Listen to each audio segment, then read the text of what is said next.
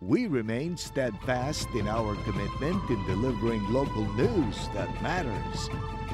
Stories that inspire. Enriching the lives of Filipinos in the Philippines and across the globe. This is your GMA Regional TV. Buong puso para sa Pilipino. Mga balitang angay at angan sa One Mindanao. 17 anyos nga lalaki, samdan sa rambol sa pipila ka individual sa Davao City. Kalingawan sa Barangay Riverside sa Davao City, misang kusab sa komosyon. Ug tulo ka balay nasunog sa Cagayan de Oro City.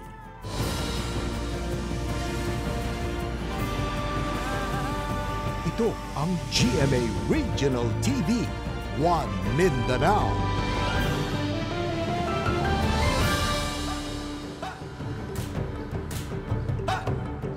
Mayong hapon Mindanao, kini ang GMA Regional TV One Mindanao. Hatod namo ang pinakadagog pinakauling balita sa Mindanao. Ako si Sara Hilomen Velasco. Live gikan dinhi sa Barangay SIR Matina sa Davao City. Cyril Chavez, live gikan dinhi sa GMA Cagayan de Oro Station. Samdan ang usa ka lalaki human gitabangan og kulata sa pipila ka mga individual sa Bangkeron Public Market sa Davao City kagahapon sa kadlawon. Atong seno ng detalye niini sa live report ni Jandy Esteban. Jandy.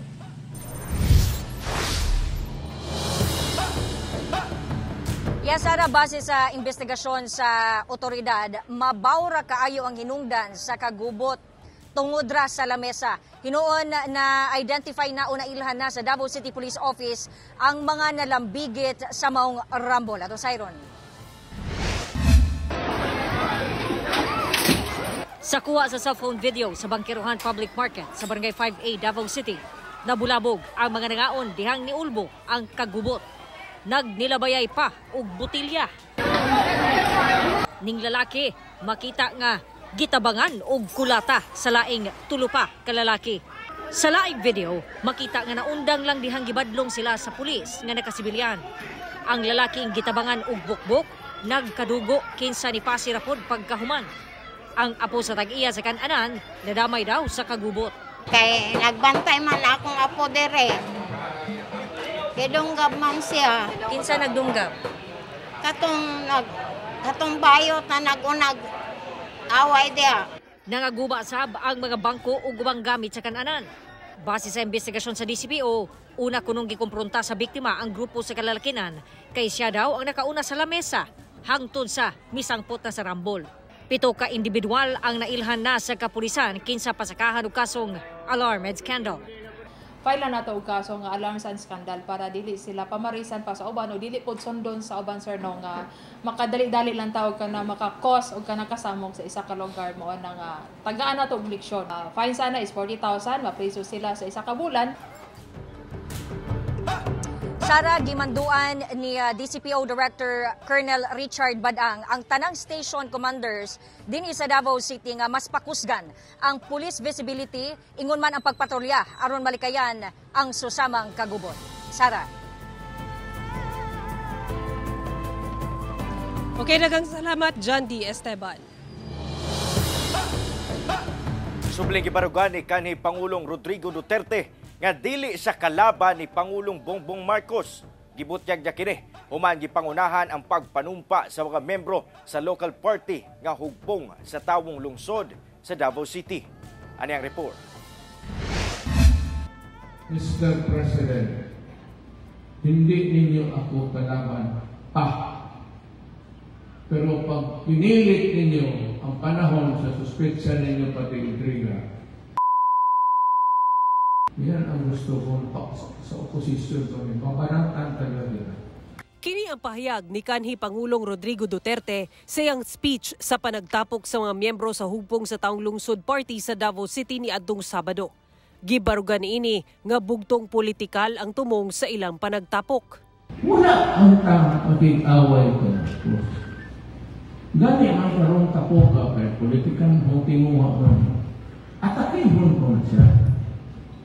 Pero wala akong pinakitaan sa iya. Nakurakot yun na lantaran. Dugang sa kanhi Pangulo nga dili sab niya gusto og kudeta. Ilabi pa nga Vice Presidente ang iyang anak nga si Vice President Sara Duterte. Ayaw ko ng kudeta. Ayaw ko yung mag-ilis o labi na yun. Kung inang tuyuon mag-ilis o niya ang Vice President akong anak. Ginakuhaan pa sa GMA Regional TV 1 Mindanao og pahayag ang Malacañang kalabot niini. Gipangunahan sa kanhi Pangulo ang pagpanumpa sa mga miyembro sa local party nga hugpong sa taong lungsod sa Davao City ni adtong Sabado. Gitambungan kini sa 2,000 miyembro sa partido, laki pang anak sa kanhi Pangulo nga si Mayor Baste Duterte. Apan wala mitambong sila Congressman Paulo Duterte ug si Vice President Sara Duterte. Kini ang unang convention sa mga partido karong tuiga nga gimugna sa kanhi Pangulo ni adtong 2011. Ako si Sara Hilomen Velasco para sa One Mindanao. Tulo ka mga panimalay ang naugdaw sa Cagayan de Oro City. Karagban pa atong Siron ni ining report. Puros atop ga nga pilo og bagang aso ingon ani na lamang ang nahibilin sa tulo ka panimalay human nasunog sa Upper Guadalupe sa barangay Kamaman-an, Cagayan de Oro City. Sanglit gama sa light materials, paspas nga naugdaw ang tulo ka balay. Miabot sab ang danyos sa kapin 50,000 pesos. Napasagdaang baga sa abuhan ang gituang hinungdan sa sunog. Ang anak sa tagya sa balay nga siya kuno gusto mangapi. So nag-init siya silang takori, sugnod siya kalayo. Then kay miskwila din siya. Before siya nilakaw, iya ko nung gibubuan og tubig. Pero pag abot niya sa eskwelahan, na siya nakita nga dakong aso. Ang residenteng si Cristina, kinsa nakasaksi sa panghitabo, hilabihan ang kalisang. Sa tarantan ako, nagkadagmagay ko dito, gipamputol ako kong host, nagatubang ko sa kalayo nga dili maapi lang akong amakan. Ang Barangay Council sa Kamaman-an, gilayon sab nagpaabot og ginabang sa mga nasunugan. Ready ta na ata evacuation center. So depende na sa nasunugan kung maadto ba sila sa evacuation center. Kung dari ra sila sa barangay, automatic na muhatag sa ila. Human ang hitabong residential fire din sa Upper Kamaman-an sa Cagayan de Oro City. Dugang problema karon sa mga personal sa BFP ang pagpalong ni ining grass fire nga nahitabo sa akong likuran. Sumala pa, gituoan nilang rason ni ining grass fire ang pagtabok sa kalayo gikan sa mga kabalayan, padulong dinhe sa hilabihan kaugana nga mga sagbot. Busa, pinaspasay ang pagpakgang sa kabumbiruhan uban ang mga personal sa CDRRMD para mapugnan pa ang pagkailap sa grass fire. Hindi nga ito magkumpiyansa. Inausahay, malimta na ito. Dili lang sa mga sugnod-sugnod, kundi kanina po datong mga electrical wirings. Dapat ma-unplug, na siya isa na kay mainit po na siya. So kanang pag-init na makakosgay po nagkalayo. Sa Coronadal City, ingon ani na kadako ang kalayo diyang naabtan sa tag-iya ang ilang balay sa Chinatown, Barangay General Paulino Santos, Coronadal City, pasaro alas 10:30 sa buntag ni atong Sabado. Apan, pipila ka minuto lang ang milabay, halos maabo na ang maong balay diyang naabtan sa mga bumbero. Alas 11 sa udto, nadeklarang fire out ang sunog. Sumala sa BFP Coronadal, paspas ang pagkatag sa kalayo, sanglit gama sa light materials sa maong balay. Hinoon, walay na angol o namatay sa hitabo. Mukabat si kapin, 38,000 pesos ang danyo sa sunog nga gituhuan tungod sa nabiyaang kalan nga dunay baga.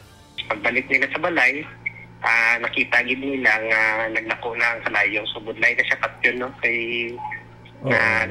dasig lang ang paglako kay ang balay is made of light material. Kauban si Roland Cañas sa kamera. Ako, si Cyril Chavez para sa One Mindanao. Sa pulsa video ang komosyon atol sa usa ka kalingawan sa Barangay Riverside, Davao City atol sa ilang kapistahan. Sumala sa Barangay Council, wala matud panananghid ang nagpasiugda sa mong kalingawan nga wala sa masayri kung kinsa. Ano ang report ni Argel Relator? Taliwala sa pag-ulan, nagdinaganay tunga sa dalan ug nagkagubot kining mga batanon. Duna pay miresbak nga daw nagdalag bato o gilambos sa laing lalaki. Lupad ng mga batogar. Duko mo yun. Nagparayon gihapon ang pagpanglabay og bato. Kuha kini sa Davao Bukidnon Highway, Barangay Riverside, Galinan District, alas 11:30 Miyerkules sa gabi. Kung asa doon na matud pa ipahigayon nga sounds battle. Wala matud pa matumbok kung unsa ang hinungdan sa kagubot. Apan ubay-ubay na matud pa ang miapil sa komosyon. Itong mga batanon, dili yun to taga Riverside. Walay taga Riverside ato nga involved, walay Kalinan o Ula daw to. Wala sabdaw na nanghid ang nagpasiugda sa maong panagtapok ngadto sa barangay. Gani, dili kinilakip sa mga aktibidad sa kapistahan ni Anang Adlawa. Wala pwedeng dool tre, wa po ko nagsige ko pang tanaw, wa man po angkong kinsay nagkuan ato. Organize ato kay kuan ang tanag kuno kisay ako untay patawag. Wala man po mga angkon kinsa to, may musulti kinsa to. Sumala sa Davao City Police Office, wala matud pa nadawat nga reklamo ang Kalinan Police Station labot sa nahitabong kagubot. Mando sa ato ang City Director nga kung na may involved ba sa ingon aning incident, file na to kaso ug identified na ni sila. Apan upat ka individual nga nakita sa video ug nailhan sa kapulisan ang ipasakahan og kasong alarms and scandal. Kauban si Metro Awing sa kamera.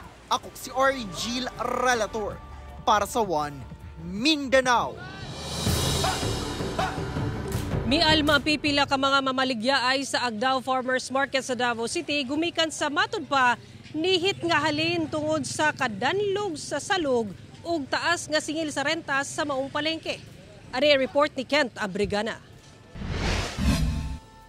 Alas 9:30 na sa buntag, apan maihap lang ang mga customers sa Agdao Farmers Market sa Davao City. Sumala sa fish vendor nga si Denden. Nihit matud pa ang ilang halin sulod sa bagong public market itandi sa pwesto nila kaniadto. Mas okay pa to siya dito, sir, kaysa naami rin sa bagong mga palengke nga mura mi diri gipanggaling sa nagaapas ang mga bayro nun sa tubig, sa pieces fiction, sa kurente, sa binulan nga renta. Walang among income nga ibayad sa ilaha sa taas. Usa sa mga natanaw nila nga hinungdan mao ang danlog nga salog. Ma-action na nila niya nga mga florin dili nga purting danlog ka. Ang tao dili mamalengke magkinto. Magdalag silupin. Gani ang 68 anyos nga mamalitay nga Sinong Manuel magkalisod usab og balanse tungod sa kadanlog sa salog. Usahay tamaron ko musulod kay ko ama ana-ana ta maglakaw. Danglog. Kunya kay kulang na ko sa panimbang kay naidifferensyang batiis. Wala nga usay dito na lang ko mamalengke sa daplin-daplin. Gipasabot sa tagdumala sa Agdao Farmers Market nga ang kakulangon sa drainage canal sulod sa palengke ang hinungdan sa basa nga salog. Wala na matud pa sila mahimo sa disenyo sa gi-turnover nga palengke. Apan doon na sila market sweeper sulod sa palengke. As part sa City Economic Enterprise, if you'll notice, there's a presence of our market leaders, no? Mm-hmm. But some of the vendors, no, medyo lax rin sila because the manner of them selling, kahit sana sila wisik-wisik ng kinilang tubig. Gawa sa danlog nga salog, naglisod usab daw ang mga mamaligya ay sa taas kasingil sa renta. Pero yun nun ba, grabe kataas gyud sa renta.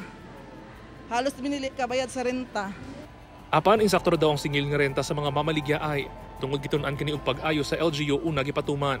Medyo tumaas lang po ang rate nila because the space occupied lumaki na po as compared sa old market. Mm-hmm. And then the basis for our rental is the same ang rate times per square meter, no?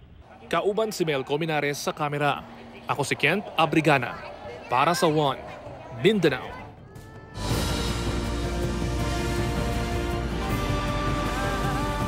Ito ang GMA Regional TV, One Mindanao.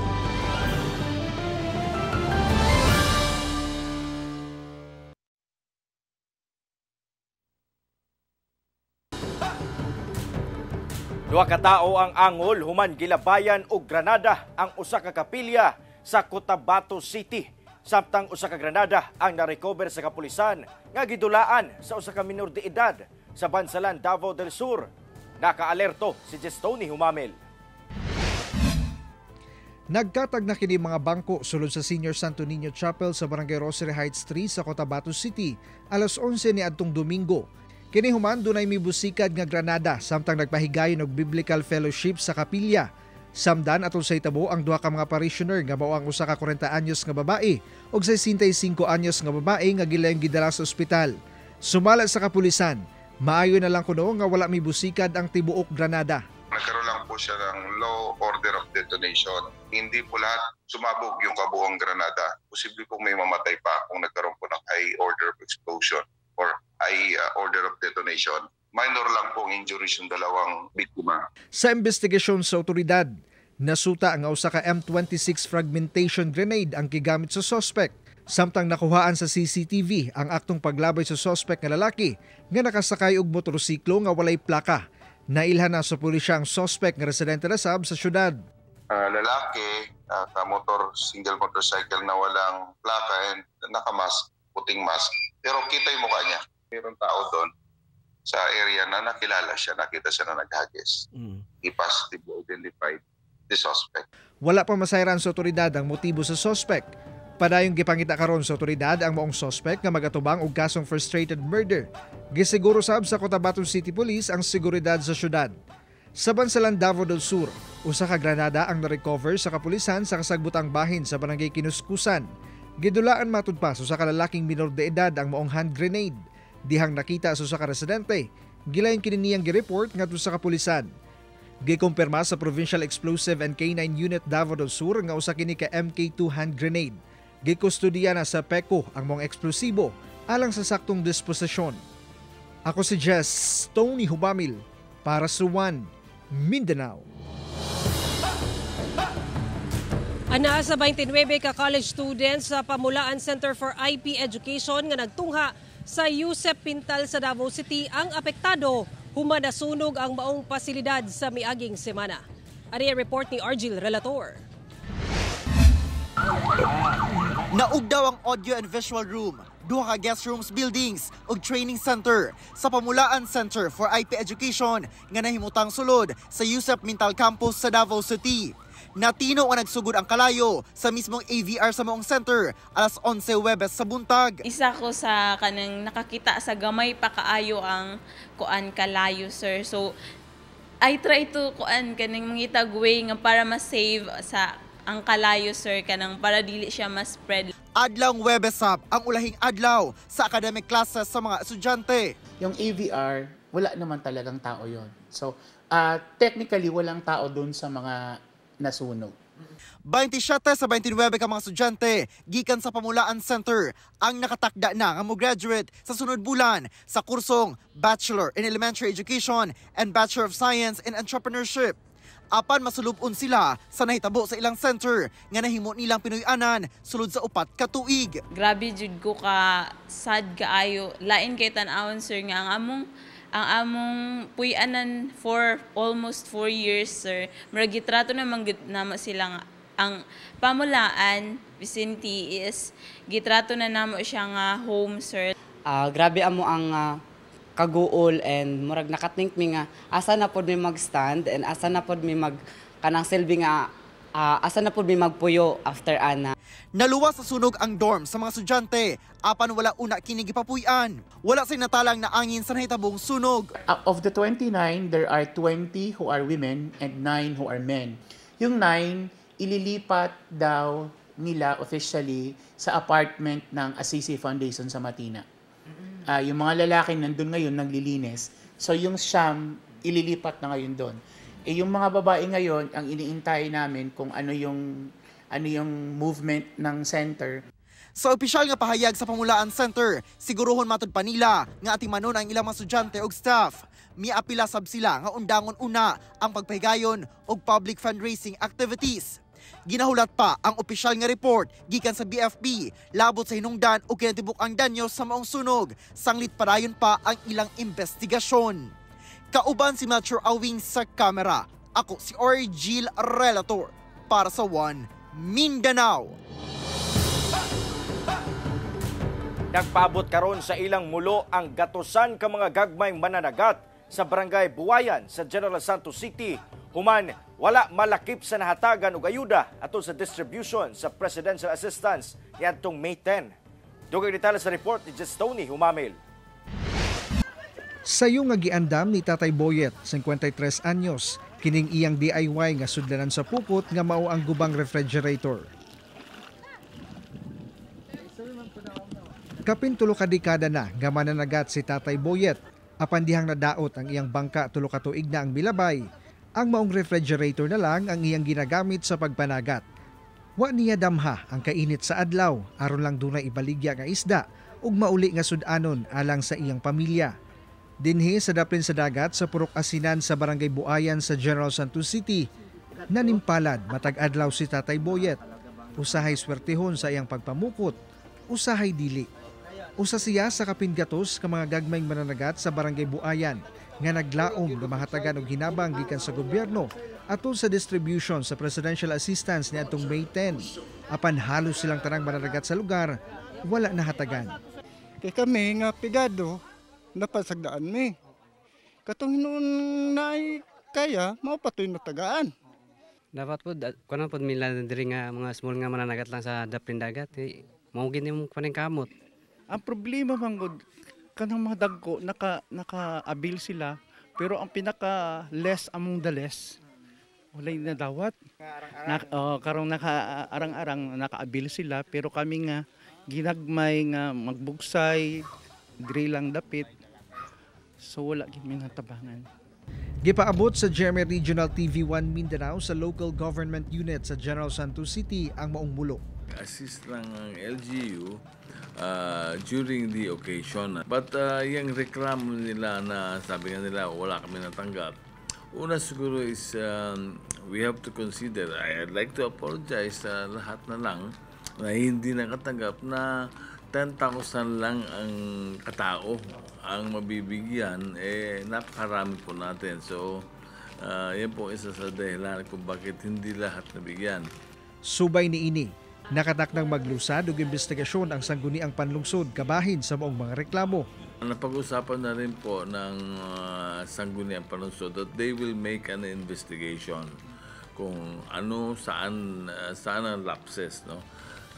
Yun din po ang gusto ni Mayor Pacquiao na hintayin natin ang investigasyon para malaman kung saan ang lapses. Laro karon sa LGU nga mag-request sa national agencies og dugang ayuda alang sa mga wala nahatagan. Kauban si Bong Vicencio sa kamera. Ako si Jess Tony Humamil para sa One Mindanao.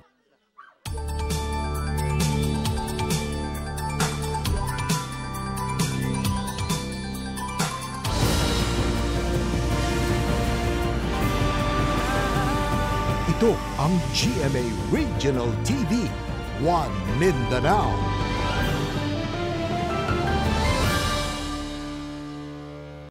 Ibuksan na ang 11 Mindanao Planetarium sulod sa compound sa Pag-asa Mindanao sa El Salvador City sa Misamis Oriental. Among state-of-the-art facility, dakong tabang alang sa di-kalibreng pagtuon sa meteorology o astrology. Ano ang report? Gitambungan sa mga opisyales sa DOST o lokal nga kagamhanan ang formal nga pag-abli sa 11 Mindanao Planetarium sa DOST Pag-asa Station sa Barangay Mulugan, El Salvador City sa Misamis Oriental. Dako ang kalipay ni DOST Secretary Reynaldo Solidum Jr. nga nahuman na gyud ang state-of-the-art facility human ang pipila ka tuig nga pagkatanggong epekto na sab sa pandemya. Dugang sa opisyal nga pinaagi sa mong pasilidad, lauman ang mas daghang estudyante ug kabataan nga maagne nga magtuon sa meteorology ug astrology o sa sabkini ka oportunidad para sa mga space science enthusiast labi na dinhi sa Mindanao. Science is not exclusive. Hindi lang po yan sa napakatalinong tao. Science is for everyone. Kaya nga mas importante, okay kung matalino, pero mas importante kung may diskarte ka. I-apply mo yung science, technology, and innovation in all your lines of work. Sulod sa mong pasilidad, anaa ang gallery hall kung asa nakabutang ang mga hulagway ug impormasyon sa mga scientist nga nakahatag og dakong tabang sa pagpalambo sa siyensya, conference rooms, astronomical observatory ug ang highlight nga dome-shaped projection theater kung asa pwedeng makita ang nagkadayang constellations, planets ug astronomical phenomena. Kini ang pinakaunang planetarium sa Mindanao. if needed, if the secretary needs additional legislation, not only for their salary, for equipments, or maybe even a better office. Kasi naman atong tourism to. In fact, humana atong provincial tourism master plan. And with NEDA, we challenge the region. Magsugod ang operasyon sa mong planetarium karong Mayo 20 o gadawat na og request ang DOST Pag-asa para sa mga buot mo bisita. Kauban si Makoy Sempron sa kamera. Ako, si Cyril Chavez para sa One Mindanao. Gawas sa taas nga demand karon sa kape, dili matud pa maglisod ang coffee farmers sa usa ka barangay sa Bansalan, Davao del Sur sa pagbaligya sa ilang mga ani pinaagi sa tabang sa kooperatiba. Ani ang ulahing hugna sa RTV Presents ni Argel Relator.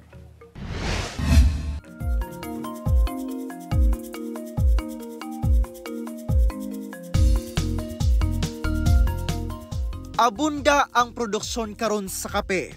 Labi na nga walay undang ang pagpamunga sa Catimor variety kung itandi sa laing variety nga seasonal ang pagpamunga. Mas mudaghan matud pa ang supply matag harvest season gikan September hangtod January. Mao nang dili jud masiro ang mga farmers sir kay ngano na may maipo. Yung katabang pud sa farmers kay once nga naa kay kapi nga first anang inana biri.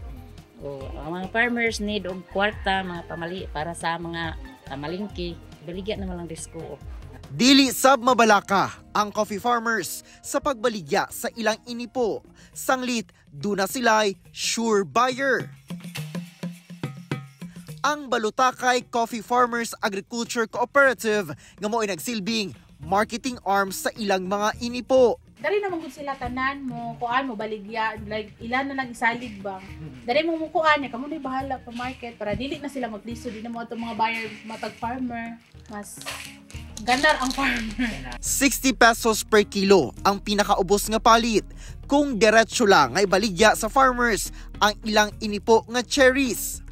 Mas mahal kung miagi na og proseso, labi na og midaog sa Philippine Quality Coffee Competition nga makonsidera na nga specialty coffee. Karon mas nidaghan siya.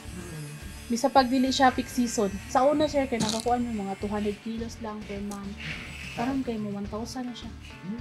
Daghan jud siya. Gina-export na sa matud pa nila ang ilang produktong kape. Sanglit, duna sila'y buyers sa laing nasod. Kusog man gid ang demand sir sa kape. Dili mo maglisod ng market. Tungod sa mga benepisyo sa pagpamiyembro sa kooperatiba o kakusog karon sa demand sa kape, nagkugi gayud ang farmers sa pagtanom og kape aron nga masustain ang supply niini. Kauban si Mature Awing sa kamera. Ako si Argel Relator para sa One Mindanao.